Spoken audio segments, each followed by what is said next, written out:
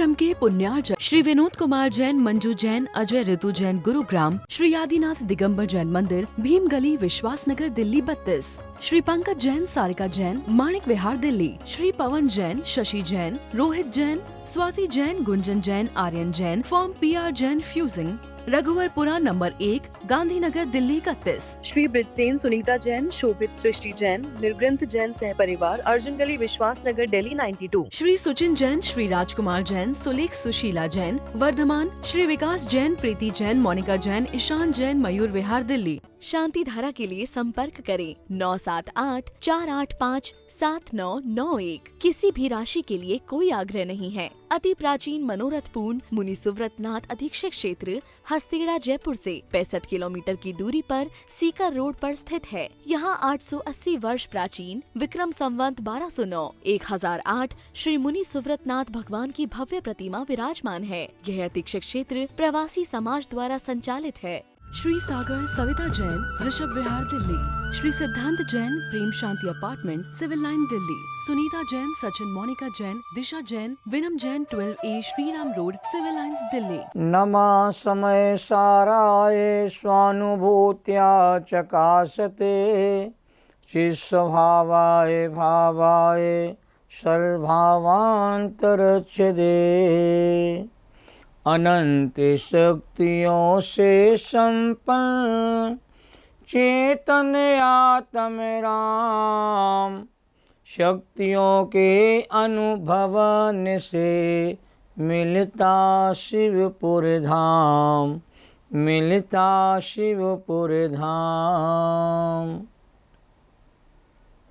आत्मा की अनंत शक्तियों की चर्चा किसी भी ग्रंथ में नहीं है, पर आत्मा अनंत शक्तियों का ठोस पिंड है, ये बात सभी शास्त्रों में कही गई है। और आचार्य अमरचंद देव ने आत्मा की 47 शक्तियों का विशेष गुणगान किया है। अभी तक 12 शक्तियों के आधार पर हमारी चर्चा विस्तार से हुई है। आज 13वें नंबर की शक्ति का नाम है असंकुचित विकासत्व शक्ति। इस शक्ति के आधार पर जो ध्यान सूत्र है वो इस प्रकार है। असंकुचित विकासत्व शक्ति संपन्न चैतन्य स्वरूपो हम। असंकुचित विकासत्व शक्ति संपन्न चैतन्य स्वरूपो हम। जब ध्यान सूत्र को ध्याते हैं तो अंतर्दृष्टि होना चाहिए, अंदर में ऐसा भाव भाषण होना चाहिए। भाव भाषण का ही खेल है। हम शब्द के रूप में कुछ भी बोलते रहें, पर जो शब्द को बोला गया उसका भाव यदि हमारे भीतर भाषित नहीं हो रहा है तो शब्द की कोई कीमत नहीं होती है। जो असंकुचित विकास शक्ति संपन्न चेतन स्वरूपो हम। आचार्य अमरचंद देव ने समय सा परिशिष्ट में 47 शक्तियों के अंतर्गत एक शक्ति का स्वरूप इस प्रकार कहा है। क्षेत्र कालान वच्छिन्न चिद विलासात्मिका असंकुचित विकास शक्ति। अर्थात असंकुचित विकास शक्ति क्षेत्र काल से अमर्यादित चिद विलासात्मक अर्थात चेतन के विलास स्वरूप है। ये विषय स्पष्ट नहीं हुआ होगा, धीरे धीरे विषय को स्पष्ट करने का प्रयास कर रहा हूँ, क्योंकि शक्तियों के स्वरूप को आप पहली बार सुन रहे होंगे। शक्तियाँ ऐसी नहीं कि एक दो बार सुनने पर शक्तियों का एहसास होने लगे। इस शक्तियों के विषय को बार बार सुनने की आवश्यकता है। जब बार बार सुनते हैं तब जा करके शक्तियों का जो स्वरूप आचार्यों ने कहा है वो स्वरूप हमारे ज्ञान में कहते हैं आने लगता है। जब शक्तियों सब ज्ञान में आएगा ध्यान में भी आएगा। जब तक शक्ति का स्वरूप ज्ञान में नहीं आता है तब तक ध्यान में नहीं आता है। इसलिए बार बार सुनो, समझो क्या कहना चाहते आचार्य। पुण्य की कमाई का उपाय नहीं बता रहे आचार्य। ये तो तुम अनादिकाल से पुण्य की कमाई करते आए हो। यहाँ तो आत्मा की कमाई कैसे होती है, आत्मा की अनुभूति कैसे होती है, आत्मा की प्राप्ति कैसे होती है। आत्मा सर्वशक्तिमान अनुभव कब आता है, एक उत्कृष्ट जाति की चर्चा यहाँ पर चल रही है। यहाँ पर क्षेत्र काल की अमर्यादा रूप चैतन्य का जो विलास है, चैतन्य का जो वैभव है, उस रूप असंकुचित विकासत शक्ति है। तात्पर्य यह है कि इस आत्मा के चैतन्य के विलास में क्षेत्र काल संबंधी कोई संकोच, कोई सीमा, कोई मर्यादा नहीं है। इस शक्ति के कारण से सभी गुण अपने अपने स्वभाव के अनुसार पूर्ण विकास को प्राप्त होते हैं। अनंत शक्तियों से संपन्न इस आत्मा में एक ऐसी शक्ति भी है जिसके कारण से यह आत्मा बिना किसी संकोच के, बिना किसी बाधा के पूर्ण रूप से कहते हैं विकसित होता है, पूर्ण से प्रकाशित होता है। इस आत्मा का प्रत्येक गुण पर्याय में निर्मलता के साथ साथ पूर्णता को भी प्राप्त होता है। आत्मा के गुण, आत्मा की पर्याय निर्मल तो होती हैं शक्तियों के भान होने से, पर वो शक्तियाँ पूर्णता को भी प्राप्त होती है, उनका विकास पूर्णता को प्राप्त हो जाता है। दर्शन गुण केवल दर्शन रूप परिणमित होता है, ज्ञान गुण केवल ज्ञान रूप परिणमित होता है, श्रद्धा गुण क्षायक सम्यक रूप परिणमित होता है, और चार्त गुण परम यथाख्यात चात के रूप में परिणमित होता है, और सुख गुण अनंत सुख रूप परिणमित होता है, और वीर गुण कहते हैं अनंत वीर रूप से परिणमित होता है। ज्ञान, दर्शन, चार सुख, वीर, इनका पूर्ण विकास आत्मा में इस शक्ति के कारण से होता है। और जब तक पूर्ण विकास नहीं होता है तब तक कहते हैं वो अरहंत सिद्ध अवस्था को प्राप्त नहीं होता है। पूर्ण विकास, ज्ञान की पूर्णता, दर्शन की पूर्णता, सुख की पूर्णता, वीर की गुण की पूर्णता इस शक्ति के कारण से होती है। ऐसी शक्तियाँ आत्मा में हैं जो आपका काम कर रही हैं और आपके काम के लिए शक्तियाँ दी गई हैं, अतः बताई गई हैं। सभी गुणों का पूर्ण विकास इस शक्ति के कारण से होता है। आप तो शक्तियों पर विश्वास करो, श्रद्धान करो, शक्तियों का ज्ञान करो, ये शक्तियाँ अपने आप आपका काम करेंगी। आपको मोहताज नहीं होना किसी के सामने। अंदर के सारे काम करने के लिए सारी शक्तियाँ कहते हैं आपको बताई जा रही हैं। ये शक्ति क्षेत्र काल से कहते अबाधित है और चैतन्य के विलास रूप है, और चैतन्य के विलास में क्षेत्र और काल संबंधी कोई संकोच नहीं है, कोई सकचाट नहीं है, कोई सीमा नहीं है, कोई मर्यादा नहीं है, कोई रुकावट नहीं है। ज्ञान फैलता फैलता कहते हैं केवल ज्ञान रूप परिणमित हो जाता है। ये चौसम ज्ञान हमारा जो मति शुद्ध ज्ञान जो है, यही मति शुद्ध ज्ञान कहते हैं, केवल ज्ञान के रूप में कहते परिणमित हो जाता है, ज्ञान का विकास पूर्णता की ओर।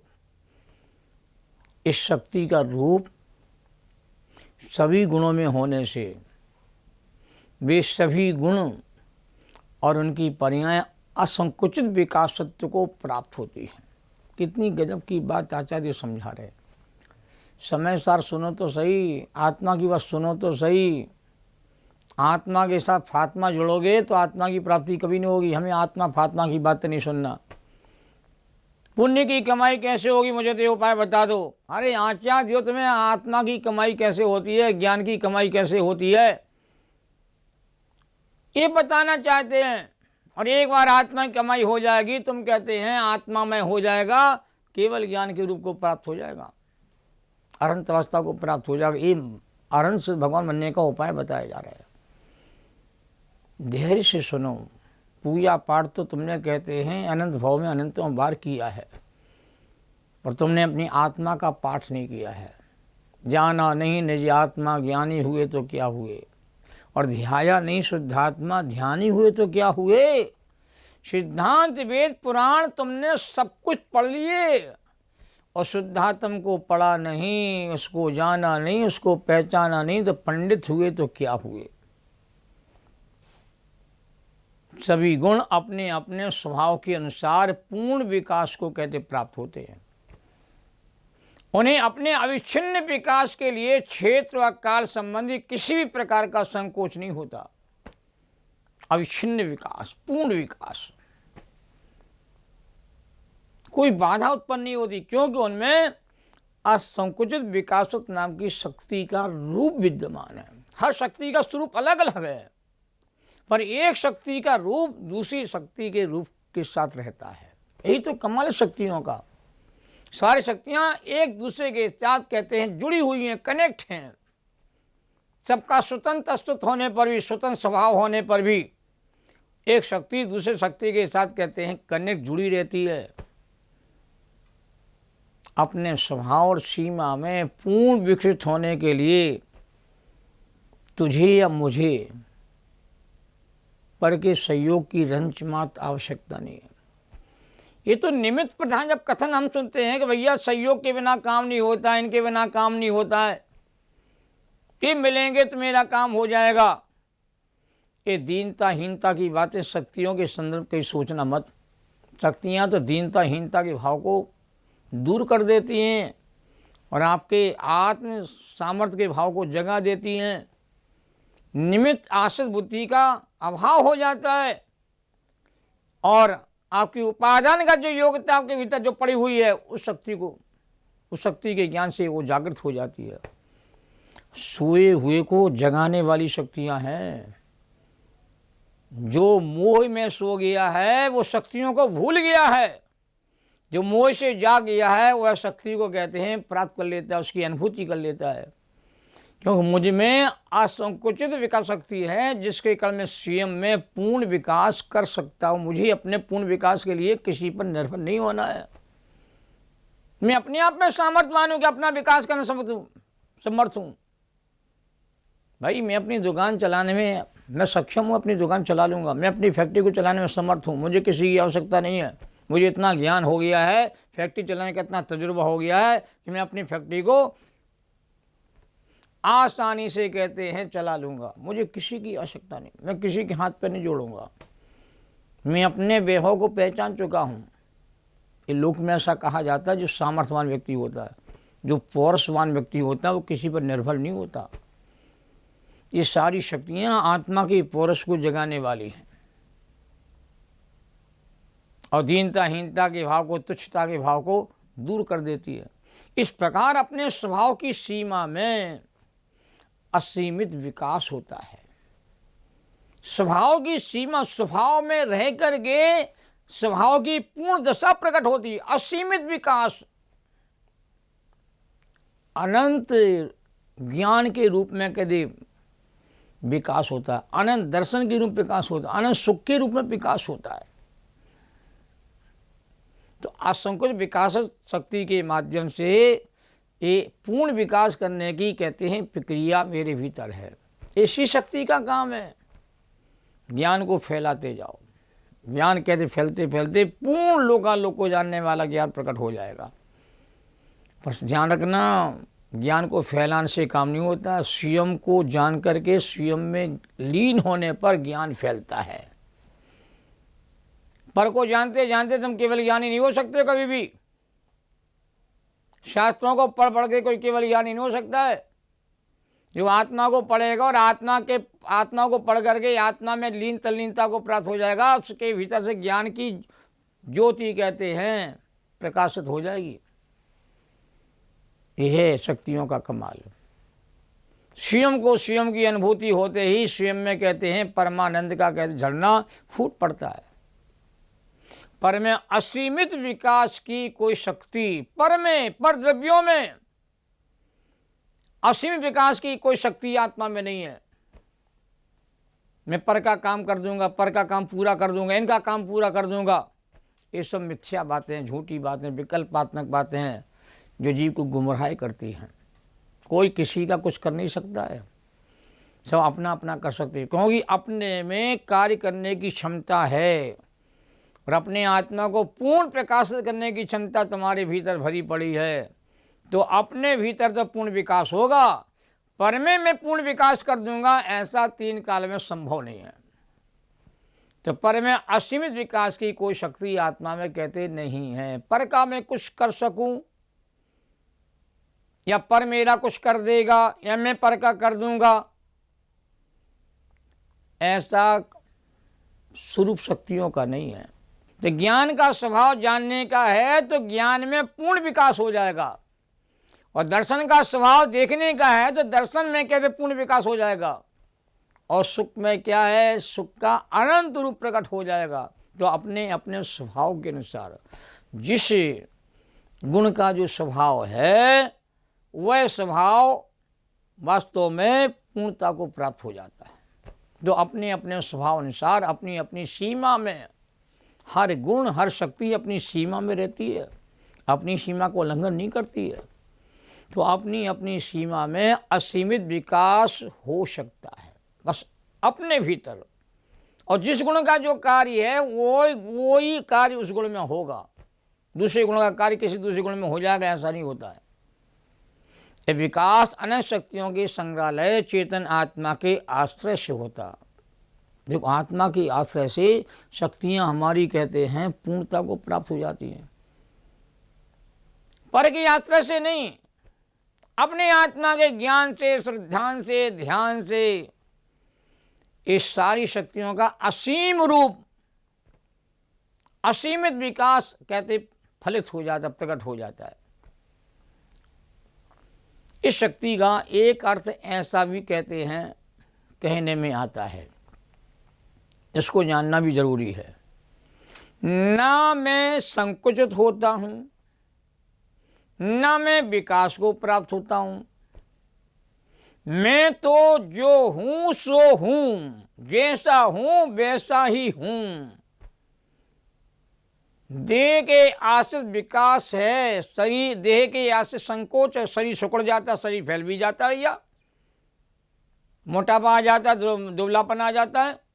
तो देहाश्रित विकास है, देहाश्रित संकोच है, कर्म के आश्रित विकास है, कर्म के आश्रित संकोच है।